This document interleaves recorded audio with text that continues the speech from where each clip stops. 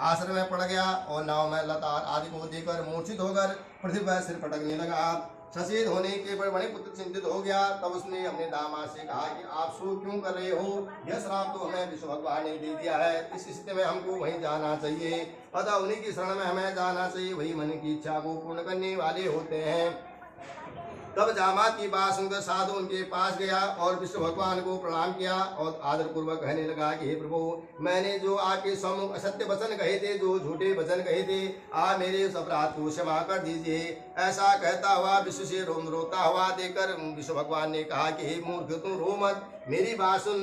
मेरी पूजा से तुम बहुत दूर हो गया था, इस कारण मैंने तुझे दुख दे दिया है। भगवान की ऐसी वाणी सुन उनकी स्तुति करने लगा। तब साधु ने कहा कि हे प्रभु, यह बड़ी अचंभा की बात है। आपकी माया को तो ब्रह्मा देवता भी नहीं जान सकते, तो मैं साधारण मनुष्य आपकी माया को कैसे जान सकता हूँ? आप प्रसन्न हो जाइए, मैं अपनी धन और शक्ति के अनुसार आपकी पूजा करूंगा। मैं आपकी शरण में आया हूँ। मेरा जो धन पुराना नौका से भरा हुआ था, उस धन की वैसे रक्षा कर दो।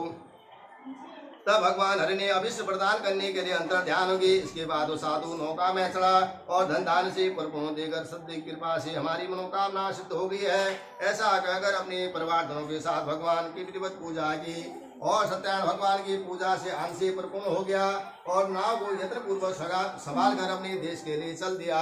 तब साधु ने अपने दामाद से कहा, यह देखो मेरी रत्नपुरी नगरी दिखाई दे रही है। इसके बाद उसने धन के रक्षक दूत को आने का समाचार दिया और नगरी में भेज दिया गया। तदपश्चात दूत ने जाकर साधु की पत्नी को से हाथ जोड़कर कहा कि आप जो है आ जाना, मैं जो है जल्दी घर जाती हूँ। ऐसा जो है सुनकर जो है अपने घर को चलेगी। तब साधु ने जो है सत्यनारायण भगवान का जो है प्रसाद पर त्याग कर कलावती अपने पति के दर्शन के लिए चल पड़ी। इससे सत्यनारायण भगवान बहुत नाराज हो गए, उसके पति को नौका सहित जल में डुबो दिया। इसके बाद कलावती अपने पति को न देखकर वहां शोक से रोने लगी और पृथ्वी पर सर पटकने लगी और नाव का संचालन करने वाला भी बहुत चिंता में डूब गया और मन में सोचने लगा कि यह अचंभा की बात